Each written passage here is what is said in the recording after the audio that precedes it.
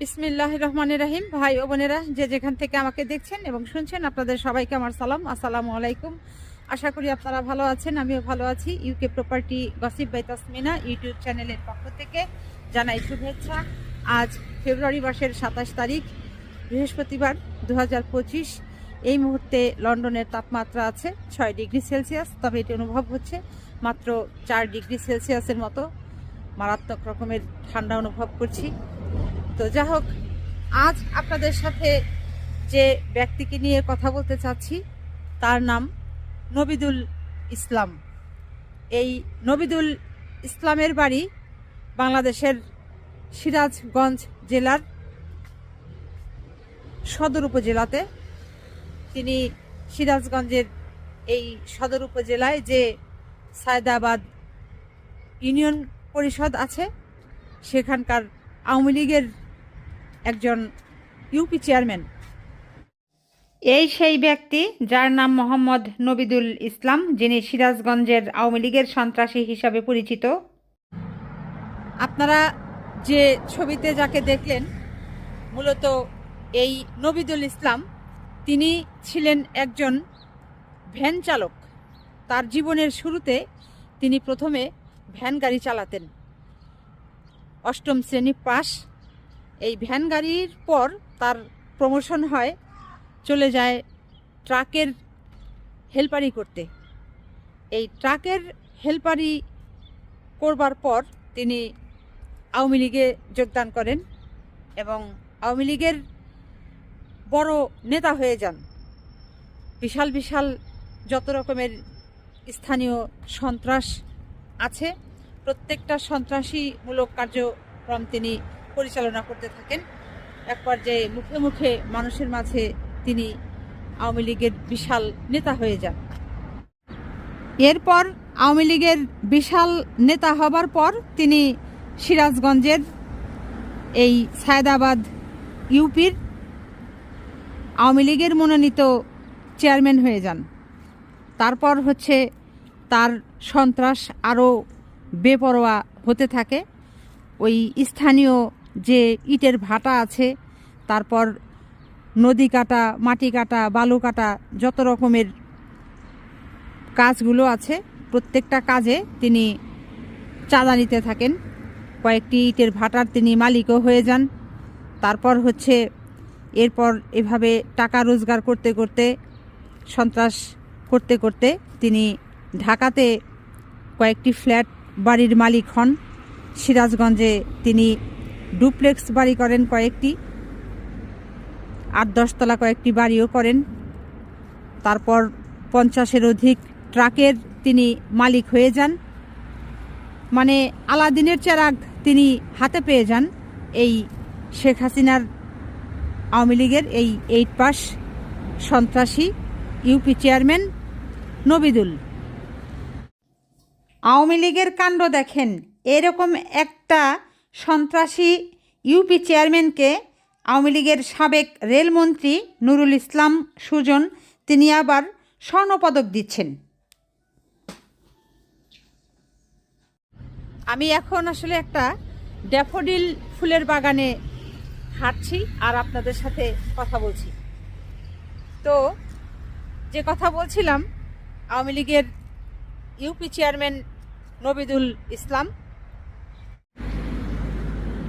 সিরাজগঞ্জের 8 পাস আওয়ামী লীগের এই ইউপি চেয়ারম্যান, তিনি সর্বপ্রথম যে আকামটি করেছিলেন সেটা হলো গত 2010 সালে বাংলাদেশ জাতীয়তাবাদী দল বিএনপির চেয়ারপারসন বেগম খালেদা জিয়া, তিনি সিরাজগঞ্জে একটি বড় জনসভায় উপস্থিত হয়েছিলেন এবং তার জনসভাকে কেন্দ্র করে সেখানে হাজার হাজার লাখ লাখ লোকের সমাগম হয়েছিল।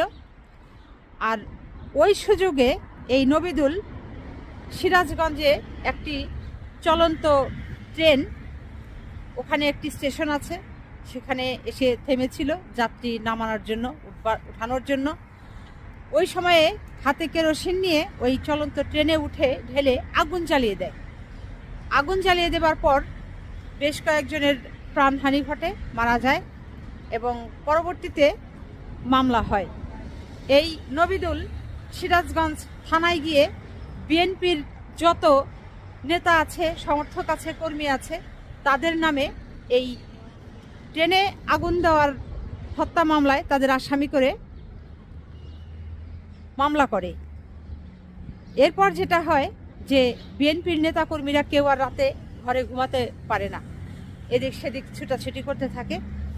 এবং এই নবিদুল তার আওয়ামী লীগের অপর কিছু নেতা কর্মীদেরকে দিয়ে এই বিএনপি নেতাদেরকে বলে যে তার কাছে যদি তারা সাহায্য চাইতে আসে তাহলে তিনি তাদেরকে সাহায্য করতে পারেন। সেটা কিভাবে সাহায্য করতে পারেন? সেটা হলো ওই বিএনপির সমর্থকরা যখন তার কাছে আসলো যে তাদের নামে এরকম মামলা হয়েছে, তখন তিনি তাদের কাছে দাবি করলেন কারো কাছে 5 লাখ, 10 লাখ, 15 লাখ, 20 লাখ এরকম করে টাকা দিলে ওই সিরাজগঞ্জ থানায় ওই সময়ের যারা ওসি কিংবা অন্যান্য কর্মকর্তা ছিলেন তাদেরকে টাকা দিয়ে সেটাকে তাদের নাম উঠিয়ে ফেলবে, অর্থাৎ মামলায় থেকে তাদেরকে নাম তুলে ফেলবে, তারা আর কোনো আসামি থাকবে না। এইভাবে তিনি কোটি কোটি টাকা এই বিভিন্ন সাধারণ নিরপরাধ মানুষের কাছ থেকে হাতিয়ে নিয়েছেন, তাদের কাছ থেকে তিনি আত্মসাৎ করে নিয়েছেন।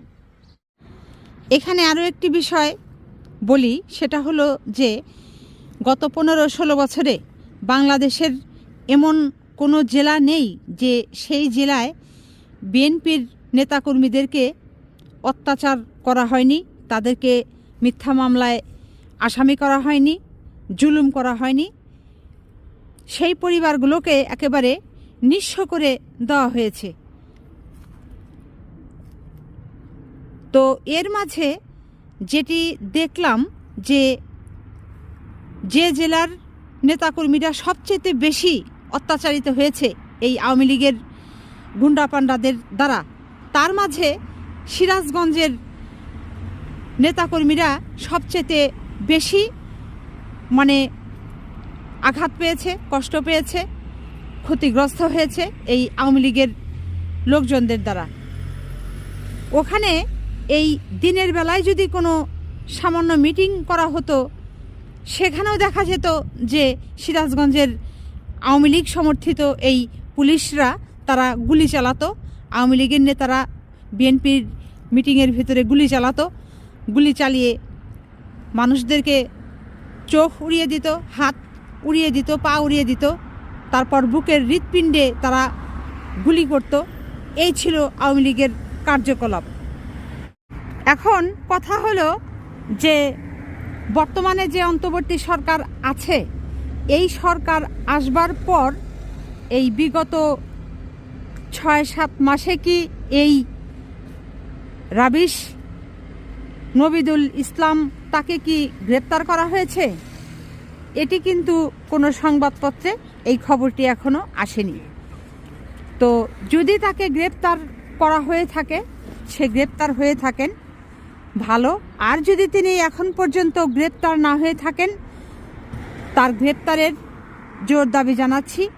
সেই সাথে সিরাজগঞ্জে যারা অত্যাচারিত হয়েছেন এতদিন, আপনারা সবাই সুসংগঠিত হয়ে এখন উপযুক্ত সময় তার অত্যাচারের যে প্রাসাদ নির্মাণ করা আছে, যেখানে যেখানে যেটা আছে পাবেন, একেবারে আপনারা ধুলায় মিশিয়ে দেওয়ার চেষ্টা করেন, যাতে সে যখন তার বাড়িতে ফিরে আসবে এসে যেন দেখে সব কিছু তার মাটির সাথে মিশে গেছে, সে যেন চিনতেও না পারে তার বাড়ির এটা পূর্বে ছিল। এরকম অবস্থা আপনারা করে দেওয়ার চেষ্টা করেন। এরকম লোকদের এরকম যদি আপনারা করে শিক্ষা দেন, তাহলে এটি দেখে আগামীতে আর কোনো মানুষকে জুলুম করে, অত্যাচার করে, অর্থ উপার্জন করে সেগুলো দিয়ে এই বাড়ি ঘর করার, প্রাসাদ করার, সম্পদ করবার কোনো লোভ তারা করবে না। বাংলাদেশের সিরাজগঞ্জ জেলায় বাংলাদেশ জাতীয়তাবাদী দলের ভাই বোনেরা যারা এতদিন নির্যাতিত হয়েছেন, আপনাদের প্রতি সমবেদনা জানাচ্ছি।